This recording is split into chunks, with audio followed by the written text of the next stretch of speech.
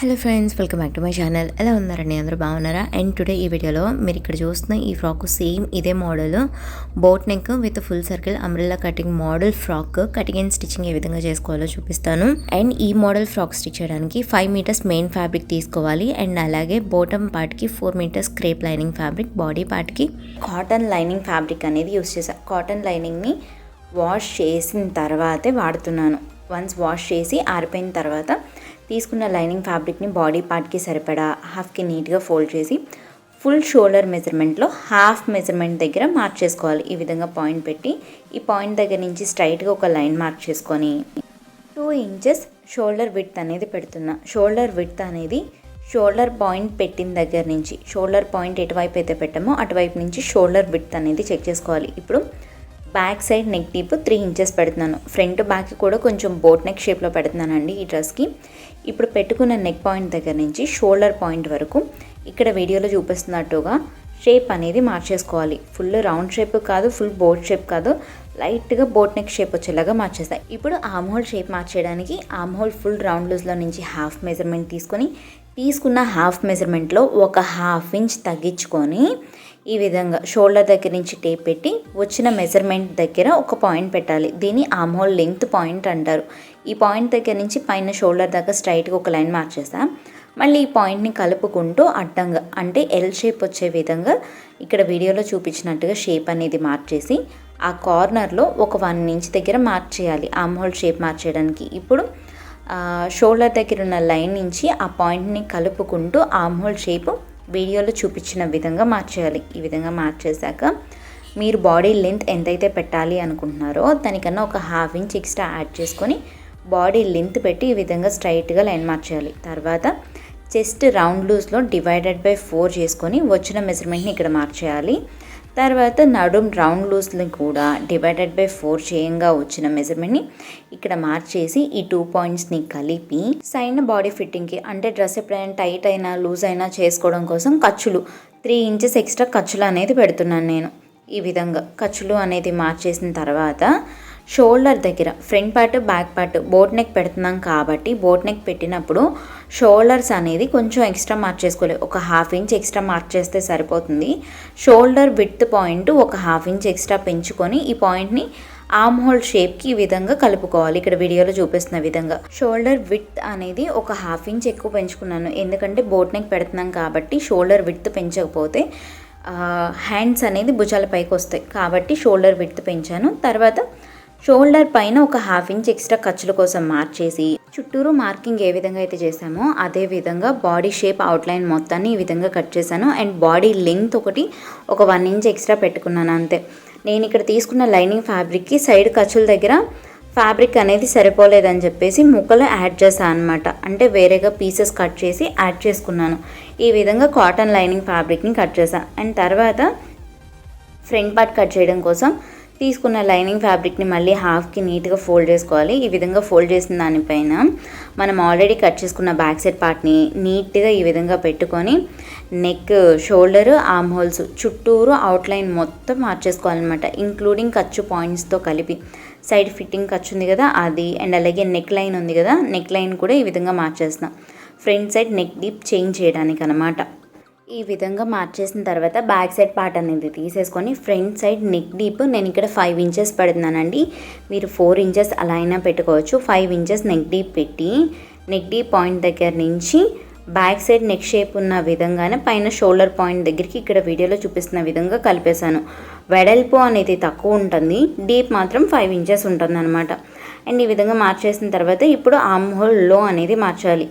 Front side పార్ట్కి arm hole shape అనేది ఖర్చు పాయింట్ ఉన్న దగ్గర నుంచి లోపల పక్కకి అంటే నెక్ ఉన్న వైపుకి ఈ విధంగా ఒక హాఫ్ ఇంచ్ లోపలికి ఉండే విధంగా ఆర్మ్ హోల్ లో అనేది మార్చేసుకోవాలి.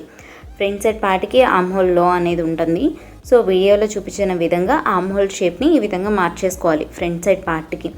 సో ఇప్పుడు మీకు ఎలా అయితే చూపించానో అదే విధంగా front side neck, shoulder, arm whole, body మొత్తం ఈ విధంగా కట్ చేసుకోవాలన్నమాట. మీకు ఏ విధంగా అయితే చూపించానో సేమ్ అదే విధంగా నేను కూడా కాటన్ లైనింగ్ ఫ్యాబ్రిక్ పైన కట్ చేశాను. అండ్ కాటన్ లైనింగ్ ఫ్యాబ్రిక్ కన్నా క్రేప్ లైనింగ్ ఖర్చులు ఎక్కువ ఉండే విధంగా తీసుకున్నాను. బాడీ పార్ట్కి cotton lining, crepe lining and main body part మొత్తం 3 లేయర్స్ వాడుతున్నాను. ఎందుకంటే నాకు సేమ్ మెయిన్ ఫ్యాబ్రిక్ ఉన్న కలర్లో కాటన్ లైనింగ్ దొరకలేదు. సో నేను క్రేప్ లైనింగ్ వాడుతున్నా. క్రేప్ లైనింగ్ జార్జెట్ ఫ్యాబ్రిక్ ఒక్కటే వాడితే అంత మందంగా అనిపించలేదు. అందుకని థర్డ్ లేయర్ కింద కాటన్ లైనింగ్ కూడా వేసి మొత్తం 3 లేయర్స్ వాడుతున్నాం. ఫ్రంట్ పార్ట్, బ్యాక్ పార్ట్ ఈ విధంగా కట్ చేసుకోవాలి. ఇప్పుడు బాటమ్ పార్ట్ని కట్ చేయడానికి తీసుకున్న 4 మీటర్స్ క్రేప్ లైనింగ్ ఫ్యాబ్రిక్ని శారీని ఎలా అయితే ఫోల్డ్ చేస్తామో సేమ్ అదే విధంగా 4 మడతల మీద నీట్గా ఫోల్డ్ చేసుకొని ఫ్లోర్ పైన పెట్టుకొని ఎక్కడ మడతలు లేకుండా 4 లేయర్స్ ఫోల్డింగ్ అండ్ అలాగే పైన వైపున నేనున్న వైపున 4 లేయర్స్ ఓపెన్ ఉంది. ఈ విధంగా ఓపెన్ ఉన్న ఫోల్డింగ్ ఉన్న కార్నర్లో నడుము మెజర్మెంట్ అనేది సర్కిల్ షేప్లో మార్చేసుకోవాలి. నేను దగ్గర నుంచి కూడా మీకు నడుము మెజర్మెంట్ ఎలా క్యాలిక్యులేట్ చేయాలి, ఎలా మార్చేయాలి అనేది చూపిస్తాం.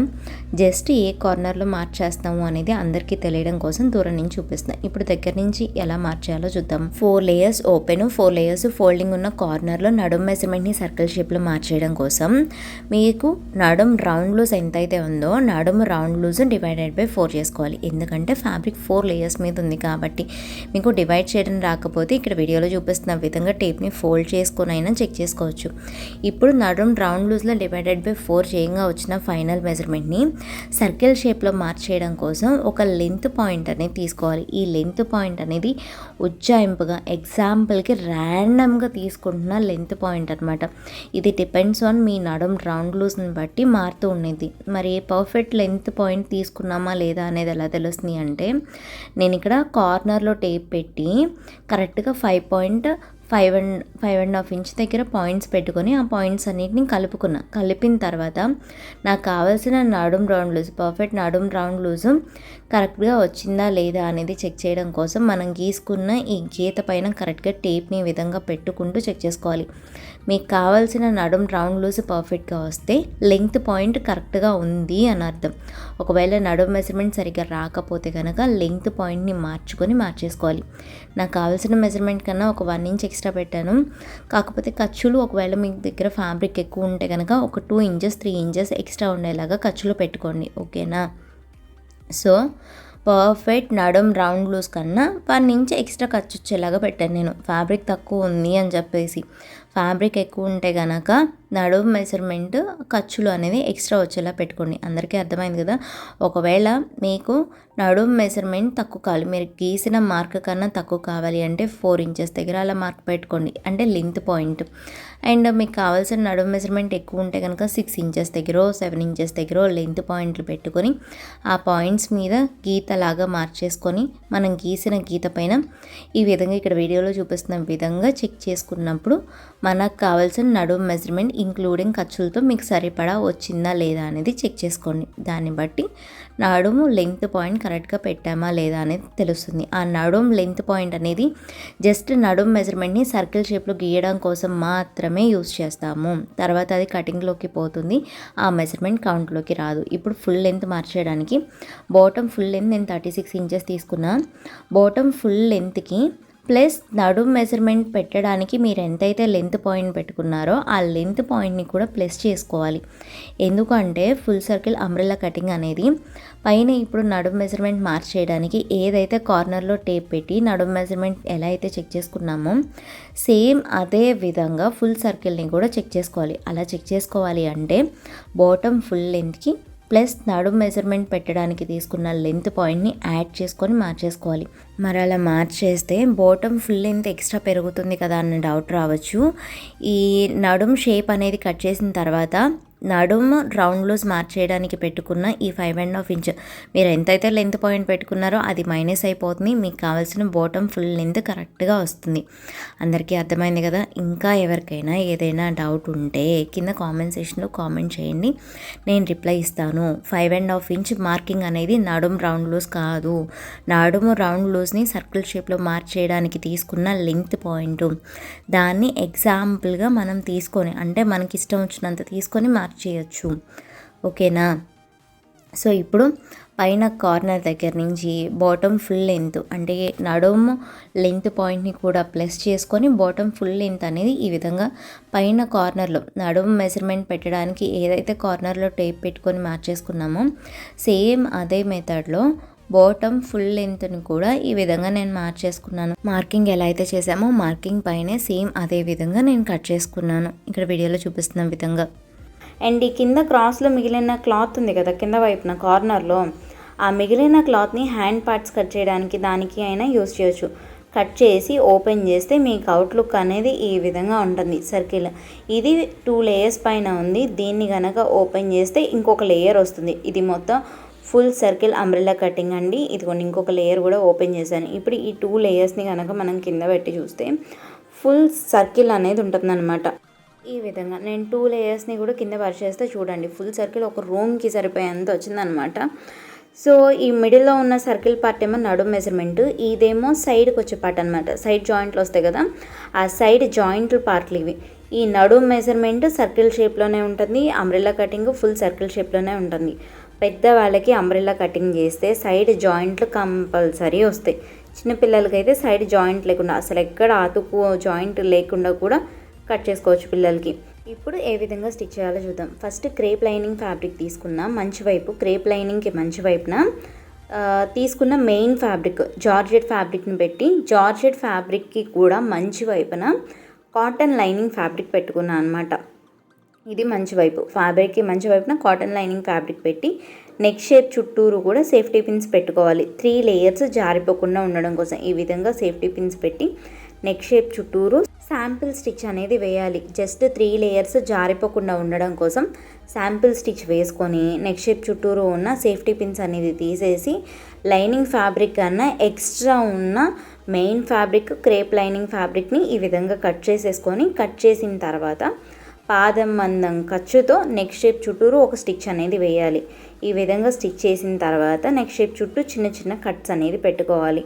అండ్ మీరు 2 లైనింగ్స్ కాకుండా, అంటే నేను ఇక్కడ కాటన్ లైనింగ్ క్రేప్ లైనింగ్ వాడే కదా, 2 లైనింగ్లు కాకుండా ఒక లైనింగే వాడినా కూడా మెయిన్ ఫ్యాబ్రిక్కి మంచి వైపున లైనింగ్ ఫ్యాబ్రిక్ పెట్టుకొని, ఇప్పుడు నేను ఏ విధంగా అయితే చూపించానో అదే విధంగా స్టిచ్ చేసి కట్స్ పెట్టిన తర్వాత లైనింగ్ ఫ్యాబ్రిక్ని వెనక వైపుకు తిప్పుకోవాలి. ఇక్కడ వీడియోలో చూపించినట్టుగా వెనక వైపు తిప్పుకొని నెక్ షేప్ చుట్టూరు పైకుట్టు ఒకటి వేసుకోవాలన్నమాట. లైనింగ్ ఫ్యాబ్రిక్ పైకి లెగకుండా ఉండడానికి నెక్ షేప్ చుట్టూరు పైకుట్టు అనేది వేసుకున్నా. పైకుట్టు వేశాక బాడీ పార్ట్ని రివర్స్ చేసుకొని shoulder, arm hole, side body fitting దగ్గర కూడా మొత్తం 3 లేయర్స్ కలుపుకుంటూ ఒక స్టిచ్ వేసుకోవాలి. ఎక్కడ కూడా ముడతలు పడిపోకుండా, క్లాత్ మడత పడకుండా, తిత్తులు రాకుండా నీట్గా స్టిచ్ చేసుకోవాలన్నమాట. 3 లేయర్స్ జారిపోకుండా ఉండడానికి ఈ విధంగా స్టిచ్ చేసి చుట్టూరు ఎక్స్ట్రా ఉన్న క్రేప్ లైనింగ్ అండ్ అలాగే మెయిన్ ఫ్యాబ్రిక్ని కట్ చేసుకోవాలి. సేమ్ ఇదే విధంగా ఇంకొక సైడ్ ఫ్రంట్ సైడ్ పార్ట్ని కూడా స్టిచ్ చేసుకోవాలన్నమాట. మీకు ఒక సైడ్ పార్ట్ ఏ విధంగా స్టిచ్ చేయాలి అని చూపించానో అదే విధంగా నేను ఇంకొక పార్ట్ని స్టిచ్ చేశాను. స్టిచ్ చేసిన తర్వాత ఫ్రంట్ సైడ్ పార్ట్ పైన బ్యాక్ సైడ్ పార్ట్ పెట్టుకొని షోల్డర్ పైన ఈ విధంగా స్టిచ్ చేయాలి. షోల్డర్ పైన స్టిచ్ చేసేటప్పుడు స్టార్టింగ్లో నెక్ ఉన్న దగ్గర నుంచి స్టిచ్ చేసేటప్పుడు టైట్ స్టిచ్ అనేది వేసుకొని స్టిచ్ చేయాలి. స్టిచ్ చేసిన తర్వాత ఇప్పుడు బాడీ ఫిట్టింగ్ పెట్టుకోవడానికి బాడీ పార్ట్స్ రెండింటిని ఈ విధంగా హాఫ్కి ఫోల్డ్ చేయాలి. ఈ విధంగా ఫోల్డ్ చేసినప్పుడు ఏదైతే నెక్ డీప్ నెక్ ఉందో ఆ డీప్ నెక్ ఉన్న పార్ట్ ఈ విధంగా పైకి కనిపించేలాగా ఫోల్డ్ చేసుకోవాలి. ఈ విధంగా ఫోల్డ్ చేసినప్పుడు నెక్ పార్ట్స్ రెండు కూడా సమానంగా ఉండాలి. బ్యాక్ సైడ్ది ఫ్రంట్ సైడ్ది నెక్ పార్ట్ రెండు వంకర్ టింకర్ లేకుండా సమానంగా ఉండే విధంగా నీట్గా ఎక్కడ ముడతలు మడత పడిపోకుండా ఫోల్డ్ చేసుకున్నా. బాడీ ఫిట్టింగ్ మార్చేయడానికి బాడీ ఫిట్టింగ్ ఎప్పుడూ కూడా హ్యాండ్స్ పార్ట్ జాయింట్ చేయకముందు, బాటమ్ పార్ట్ జాయింట్ చేయకముందు పెడితే ఫిట్టింగ్ చేసుకోవడం ఈజీగా ఉంటుంది. ఇప్పుడు పైన స్టిచ్ చేసిన షోల్డర్ పాయింట్ దగ్గర నుంచి బాడీ లెంత్ ఎంతైతే కావాలో మార్చేసాను. తర్వాత చెస్ట్ రౌండ్ లూజ్లో /4 చేసుకొని మార్చేసా. అండ్ అలాగే నడుం రౌండ్ లూజ్లో కూడా /4 చేసుకొని మార్చేస్తున్నాను. నేను ఇక్కడ 8 ఇంచెస్ పెడుతున్నాను, బట్ 8 ఇంచెస్ కాదు 7 ఇంచెస్ అనండి మెజర్మెంట్. తర్వాత నేను మార్చాను. 7 ఇంచెస్ దగ్గర మార్క్ పెట్టి నడుం పాయింట్ని చెస్ట్ పాయింట్ని కలుపుకొని మార్చేసా. సైడ్ ఖర్చులు మనం కటింగ్ చేసేటప్పుడు 3 ఇంచెస్ ఎక్స్ట్రా ఖర్చులు పెట్టాం కదా, ఇప్పుడు నేను ఆ ఖర్చుల్ని 2.5 చేస్తున్నా. ఎందుకంటే మనం ఈ విధంగా స్టిచ్చింగ్ చేసేటప్పుడు సైడ్ ఫిట్టింగ్ దగ్గర కొన్ని లేయర్లు ఎక్కువ తక్కువలు ఉంటాయి అన్నమాట. అలా ఎక్కువ తక్కువలు ఉన్నప్పుడు చివర్లో సమానం చేసుకోవడం కోసం ఎక్కువ ఖర్చులు పెడతాము కటింగ్ చేసేటప్పుడు. సో ఇప్పుడు స్టిచ్చింగ్ పార్ట్ వచ్చేసి మెయిన్ ఫిట్టింగ్ పెట్టుకోవాలి కాబట్టి సైడ్ ఖర్చులు 2.5 పెట్టాను. కింద బాటమ్ పార్ట్ జాయింట్ చేసే దగ్గర, బాడీ పార్ట్కి బాటమ్ జాయింట్ చేసే దగ్గర ఒక 1/2 ఇంచ్ ఎక్స్ట్రా ఖర్చు పెట్టుకున్నాను. ఎందుకంటే body part bottom part joint చేసినప్పుడు ఖర్చుల కోసం అనమాట. సైడ్న 2.5 ఇంచ్ ఖర్చు ఎక్స్ట్రా అనేది పెట్టా. అంటే బాడీ ఫిట్టింగ్ టైట్ లూజ్ చేసుకోవడానికి 2.5 ఇంచ్ ఖర్చు మాత్రమే పెట్టా. ఈ విధంగా బాడీ ఫిట్టింగ్ పెట్టుకోవాలి. బాడీ ఫిట్టింగ్ పెట్టుకున్న తర్వాత ఇప్పుడు హ్యాండ్స్ జాయిన్ చేసుకోవడం కోసం ఫ్యాబ్రిక్ని ఈ విధంగా తీసుకొని హ్యాండ్కి రాంగ్ సైడ్లో అనమాట, నేను హ్యాండ్స్కి లైనింగ్ ఫ్యాబ్రిక్ అనేది జాయిన్ చేయట్లేదండి, ఉత్త జార్జెట్ మెటీరియల్ మాత్రమే వాడుతున్నాను. హ్యాండ్ షేప్కి ఈ విధంగా రాంగ్ సైడ్కి తిప్పుకొని హ్యాండ్కి కింద వైపున ఈ విధంగా డబుల్ ఫోల్డింగ్ వేసుకుంటూ చివరల్ని స్టిచ్ చేసుకోవాలన్నమాట. ఈ విధంగా చివరలు స్టిచ్ చేసుకున్న తర్వాత హ్యాండ్స్ని కరెక్ట్గా హాఫ్కి ఫోల్డ్ చేసి కరెక్ట్గా హ్యాండ్ మిడిల్ పాయింట్ దగ్గర నుంచి ఖర్చులు ఉన్నంత వరకు డ్రెస్కి ఫ్రంట్ సైడ్న హ్యాండ్ వచ్చే వైపు ఈ హ్యాండ్లో అనేది మార్క్ చేసుకొని ఒక 1/2 ఇంచ్ హ్యాండ్లో అనేది మార్క్ చేసుకొని ఈ విధంగా కట్ చేసుకోవాలి. ఇప్పుడు డ్రెస్కి ఏ విధంగా అటాచ్ చేసుకోవాలో చూద్దాం. డ్రెస్కి హ్యాండ్స్ ఈ విధంగా ఉంటాయి కదా, దీన్ని ఇక్కడ వీడియోలో చూపిస్తున్న విధంగా రివర్స్ చేసుకొని హ్యాండ్లో పెట్టిన పార్ట్ డ్రెస్కి ఫ్రంట్ సైడ్ వచ్చే వైపు మాత్రమే పెట్టుకొని ఇక్కడ వీడియోలో చూపిస్తున్న విధంగా హ్యాండ్స్ని కొంచెం కొంచెంగా చెక్ చేసుకుంటూ జాయింట్ అనేది చేసుకోవాలి. కొత్తగా స్టిచ్చింగ్ నేర్చుకునే వాళ్ళకి నేను క్లాసెస్ చెప్తున్నా కదండి, ఆ క్లాసెస్లో చూపిస్తాను పర్టికులర్గా హ్యాండ్స్ ఎలా జాయిన్ చేయాలి ఏంటి అనేది. ఆల్రెడీ స్టిచ్చింగ్ వచ్చిన వాళ్ళకి బోర్ కొట్టకుండా ఫాస్ట్గా చూపిస్తున్నాను అనమాట ఇక్కడ. సో హ్యాండ్ పార్ట్ అనేది ఈ విధంగా నిదానంగా జాయిన్ చేసుకోవాలి. సో అందరికీ అర్థమవుతుంది కదండి. ఇంకా ఎవరికైనా ఏదైనా డౌట్స్ ఉంటే కింద కామెంట్ సెక్షన్లో కామెంట్ చేస్తే నేను రిప్లై ఇస్తాను.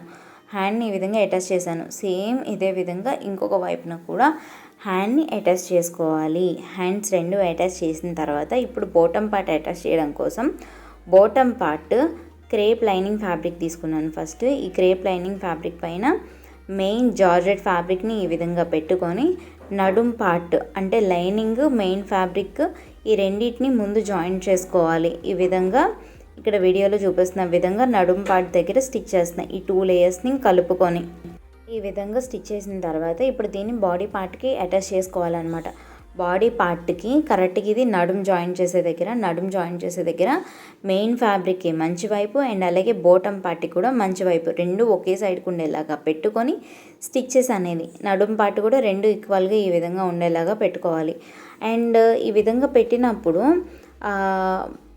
ఈ లేయర్స్ పైన బాడీ పార్ట్కి 3 లేయర్స్ కదా, ఆ 3 లేయర్స్ అంటే మెయిన్ ఫ్యాబ్రిక్ లైనింగ్ ఫ్యాబ్రిక్లు ఏవి కూడా జారిపోకుండా నీట్గా పెట్టుకొని ఈ విధంగా స్టిచ్ చేసుకోవాలన్నమాట. ఈ విధంగా స్టిచ్ చేసి ఓపెన్ చేస్తే మీకు అవుట్లుక్ చూడడానికి ఈ విధంగా వస్తుందన్నమాట. సేమ్ ఇదే విధంగా బ్యాక్ సైడ్ వెనక వైపున కూడా బాటమ్ పార్ట్ని అటాచ్ చేయాలి. బాటమ్ పార్ట్ని అటాచ్ చేసిన తర్వాత front side part back side part పైన కింద వచ్చే విధంగా పెట్టి నడుం పార్ట్ కరెక్ట్గా నడుం పార్ట్స్ రెండు సమానంగా ఒకే దగ్గరకు ఉండేలాగా పెట్టుకొని bottom only main fabric lining ఫ్యాబ్రిక్ని పక్కన పెట్టి ఓన్లీ మెయిన్ ఫ్యాబ్రిక్ అది కూడా నడుం దగ్గర నుంచి ఒక 3 ఇంచెస్ కింద వరకు వదిలేసి కరెక్ట్గా 3 ఇంచెస్ దగ్గర నుంచి ఓన్లీ మెయిన్ ఫ్యాబ్రిక్స్ రెండింటిని సైడ్స్ మనకి బారుగా జాయిన్ చేసుకోవాలన్నమాట. ఎప్పుడైనా సరే ఫ్రాక్ స్టిచ్ చేసేటప్పుడు ఫస్ట్ మెయిన్ ఫ్యాబ్రిక్ అనేది స్టిచ్ చేస్తాం, తర్వాత లైనింగ్ ఫ్యాబ్రిక్ అనేది స్టిచ్ చేస్తాం. రెండింటిని కలిపి అయితే ఒకేసారి కుట్టామన్నమాట. సో ఈ విధంగా ఫస్ట్ సైడ్ పార్ట్స్ అనేది జాయిన్ చేసుకోవాలి. రెండు వైపులన కూడా ఈ విధంగా సైడ్ బాటమ్ మెయిన్ ఫ్యాబ్రిక్ మాత్రం జాయిన్ చేశాక ఇప్పుడు హ్యాండ్ ఫిట్టింగ్ అనేది మార్చేయాలి. మీకు బాడీ ఫిట్టింగ్ ఏ విధంగా మార్చేయాలో చూపించా కదా, కరెక్ట్ మెయిన్ బాడీ ఫిట్టింగ్ కన్నా ఖర్చులో ఒక 2.5 ఇంచ్ ఎక్స్ట్రా పెట్టి మార్చేసుకున్నాము. ఇప్పుడు హ్యాండ్ రౌండ్ లూజ్లో హాఫ్ మెజర్మెంట్ వరకు ఎంతవరకు ఉందో చెక్ చేసి హాఫ్ మెజర్మెంట్ దగ్గర పాయింట్ పెట్టాను. అండ్ అలాగే బాడీ మెజర్మెంట్లో ఖర్చులు మనం పెట్టుకున్నది చివర ఎడ్జ్ దగ్గర నుంచి 2.5 ఇంచ్ ఖర్చు పెట్టాం కదా, ఖర్చు ఎంతవరకు పెట్టామో పాయింట్ పెట్టుకోవాలి. ఖర్చు ఎంతవరకు పెట్టామో పాయింట్ పెడితే ఖర్చుల్ని మైనస్ చేస్తే మనకి బాడీ మెజర్మెంట్ కరెక్ట్గా వస్తుందన్నమాట. సో ఈ విధంగా ఖర్చు పాయింట్లు కలుపుకొని అండ్ ఆర్మ్ హోల్ దగ్గర నుంచి పైన పెట్టిన హ్యాండ్ పాయింట్ దాకా కూడా ఇక్కడ వీడియోలో చూపించిన విధంగా కలుపుకొని పైన హ్యాండ్కి స్టిచ్ చేసేటప్పుడు స్టార్టింగ్ స్టిచ్ టైట్ స్టిచ్ అనేది వేసుకోవాలి. టైట్ స్టిచ్ వేసి ఈ విధంగా చివరలు రెండు ఎడ్జెస్ రెండు సమానంగా ఉండేలాగా పెట్టి ఎక్కడ కూడా ముడతలు పడకుండా నీట్గా నడుం పార్ట్ దాకా స్టిచ్ చేశాక నడుం పార్ట్ దగ్గర నుంచి ఈ విధంగా చివరికి క్రాస్గా ఒక 6 or 7 ఇంచెస్ వరకు క్రాస్గా మార్చేసిన తర్వాత బాటమ్ లైనింగ్ ఫ్యాబ్రిక్ మెయిన్ ఫ్యాబ్రిక్లు ఎక్కడ ముడతలు లేకుండా నీట్గా పెట్టాను. అండ్ అలాగే ఇక్కడ జాగ్రత్తగా చూడండి, లైనింగ్ ఫ్యాబ్రిక్ ఏమో కొంచెం పక్కకు ఉంది, మెయిన్ ఫ్యాబ్రిక్ని కొంచెం లోపలికి ఒక 1/2 ఇంచ్ డిస్టెన్స్తో లోపలికి పెట్టాను. సో ఈ విధంగా పెట్టాక పైన నడుం పార్ట్ దగ్గర నుంచి స్టిచ్ చేసుకుంటూ కింద కరెక్ట్గా స్టిచ్ ఎడ్జ్కి వచ్చేసరికి లైనింగ్ ఫ్యాబ్రిక్ మెయిన్ ఫ్యాబ్రిక్ ఏమో లోపలికి ఉండిపోతుంది. ఓన్లీ లైనింగ్ ఫ్యాబ్రిక్ పైన బారుగా ఈ విధంగా స్టిచ్ చేసుకోవాలి. చివర్లో లైనింగ్ ఫ్యాబ్రిక్ని మెయిన్ ఫ్యాబ్రిక్ని కలిపి కుట్టకూడదు. మెయిన్ ఫ్యాబ్రిక్ని పక్కనకి పెట్టి ఓన్లీ లైనింగ్ ఫ్యాబ్రిక్ మీద చివరి దాకా ఈ విధంగా స్టిచ్ చేయాలి. సేమ్ ఇదే విధంగా ఇంకొక వైపున కూడా బాడీ ఫిట్టింగ్ వేసిన తర్వాత చివర అంచుల్ని నేను జిగ్జాగ్ చేశాను. లైనింగ్ ఫ్యాబ్రిక్ ఫోల్డ్ చేసి స్టిచ్ చేశాను. Thanks for watching this video.